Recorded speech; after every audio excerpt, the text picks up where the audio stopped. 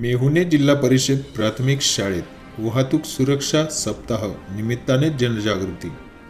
मेहुणे येथील जिल्हा परिषद प्राथमिक मराठी शाळेत आज वाहतूक सुरक्षा सप्ताह अंतर्गत RTO मालेगाव व राज्य परिवहन महामंडळ मालेगाव आगार व आम्ही मेहुणेकर विधायक संघर्ष समितीच्या संयुक्त विद्यमाने प्राथमिक मराठी शाळेतील विद्यार्थ्यांना वाहतूक सुरक्षा जनजागृती विषयी मार्गदर्शन सहाय्यक मोटर वाहन निरीक्षक सुजाता बाळसराफ यांनी केले व शाळेतील विद्यार्थ्यांना ST महामंडळाच्या शैक्षणिक सहली व सवलतीबाबत आगार व्यवस्थापक मनीषा देवरे यांनी माहिती दिली. सदर कार्यक्रमास प्रमुख पाहुणे म्हणून सहाय्यक मोटर वाहन निरीक्षक प्रतीक्षा चौधरी, स्थानक प्रमुख दीपक रामराजे, आम्ही मालेगाव समितीचे निखिल पवार, सरपंच महेंद्र देवरे, तंटामुक्ती अध्यक्ष निवृत्ती अण्णा देवरे, सोसायटीचे व्हाईस चेअरमन नानासाहेब देवरे, माजी उपसरपंच निवृत्ती देवरे, शाळा समितीचे अध्यक्ष भावडू देवरे, विनोद लोढा, सुरेंद्र लोढा, मनोज लोढा उपस्थित होते व उपप्राचार्य पवार मॅडम यांनी आभार व्यक्त केले व त्यावेळी RTO वाहन चालक किरण वैद्य, आम्ही मेहुणेकर समितीचे अतुल लोढा, स्वप्नील आयरे, लवकेश देवरे उपस्थित होते. आपण सर्वजण उपस्थित झालो आहोत. चिरंजीव श्रीनेला सर्वात प्रथम वाढदिवसाच्या खूप खूप शुभेच्छा.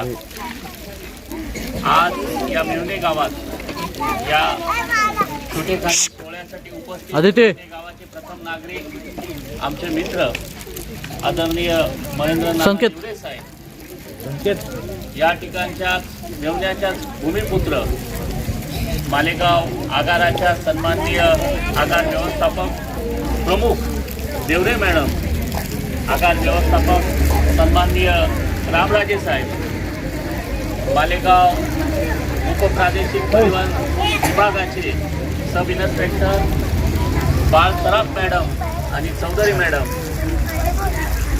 मेहुणे विविध कार्यकारी सोसायटीचे चेअरमन सन्माननीय देवरे साहेब, तंटामुक्तीचे अध्यक्ष देवरे अण्णा आणि उपस्थित सर्व माझे बालमित्रांनो. मेहुण्यासारख्या गावात अतुल भाऊंच्या माध्यमातून वर्षातून एकदा तरी एखाद्या कार्यक्रमानिमित्त या ठिकाणी नेहमी येणं व्हायचं. अतुल भाऊ बोलवलं म्हणजे प्रशासनातले भरपूरसे अधिकारी या ठिकाणी येणार आणि तो कार्यक्रम लाभणार याची सुरुवातीलाच कल्पना असल्यामुळे गेल्या 1.5-2 तासापासून पहिलेच ठरवलं होतं की 2 तासानंतरच कार्यक्रमाची सुरुवात, कुठेतरी जाण्याची सुरुवात आपल्याला करावी लागेल. 10:30 वाजता हा कार्यक्रम होता, पण गावात एक अंत्यविधीच्या निमित्ताने थोडासा उशीर झाला म्हणून आपण सर्वजण थोडेसे वैतागला, थोडीशी आपली चुळबुळ व्हायला लागली आहे. त्याचा अंदाज घेऊन मी पण माझं मनोगत थोडक्यात व्यक्त करणार. आपल्या या संपूर्ण भागात आज आपल्याला परिवहनाच्या विषयावर म्हणजे रस्त्यावर आपण कशा प्रकारे गाडी, वाहन किंवा पायी चालत असताना आपला अपघात होऊ नये याचं सखोल मार्गदर्शन परिवहन विभागाचे संबंधित अधिकाऱ्यांनी या ठिकाणी केलं. आपल्या जीवनामध्ये प्रत्येक प्रवास करावा लागतो आणि या प्रवासासंदर्भातला जो काही विषय सगळ्यात महत्त्वाचं ज्याच्याशी निगडीत आहे म्हणजे खाजगी वाहन आपल्याकडे जरी असलं तरी बहुतांशी वेळा आपल्याला लालपरीने सर्वत्र फिरावं लागतं आणि या लालपरीच्या संदर्भातलं सखोल अशी माहिती देवरे मॅडमांनी या ठिकाणी दिली. आपण सर्वजण भारताचे एक जबाबदार नागरिक म्हणून भविष्याकडे वाटचाल करत आहोत. आज या ठिकाणून आपण कुठेतरी देशासाठी काहीतरी करणार आहोत. पुढे जाऊन या गावातून बहुतांशी विद्यार्थी हे मिलिटरीत केलेले आहेत, सेनेत आहेत. या ठिकाणचे एक आमचे मित्र देवरे साहेब PS आहे, आता पोलीस मला वाटतं API साहेब आहेत हायवे टॅपला. आणि या ठिकाणून अनेक जण या ठिकाणून उच्च शिक्षण घेऊन चांगल्या पदांवर गेलेले आहेत. देवरे मॅडम त्यांचं उदाहरण आहे, विनीत देवरे साहेब डॉक्टर साहेब याच गावचे, असे अनेक उदाहरणं या ठिकाणून आहेत. आपणही या ठिकाणून मेहुण्याचं नाव उज्ज्वल करण्यासाठी प्रयत्न करणारा या मेहुणे गावाचा इतिहास चांगला आहे.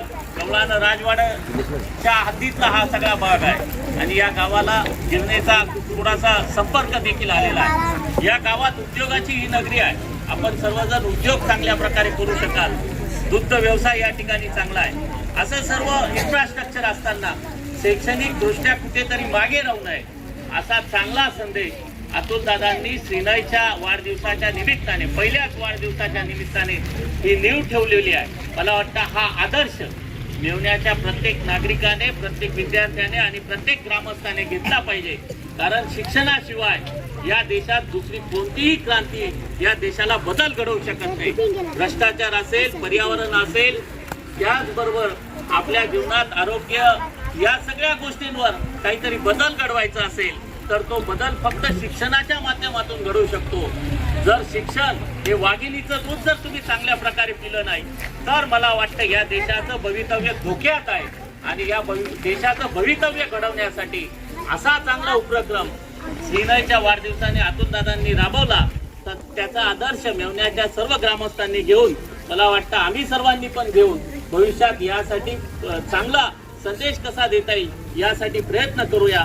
आणि आपल्या सर्वांना देखील श्रीनयच्या वाढदिवसानिमित्त तुमच्याशी संवाद साधता आला आणि आपण माझं मनोगत 2 मिनिटं शांततेत ऐकून घेतलं त्याबद्दल मी तुमचे आभार मानतो.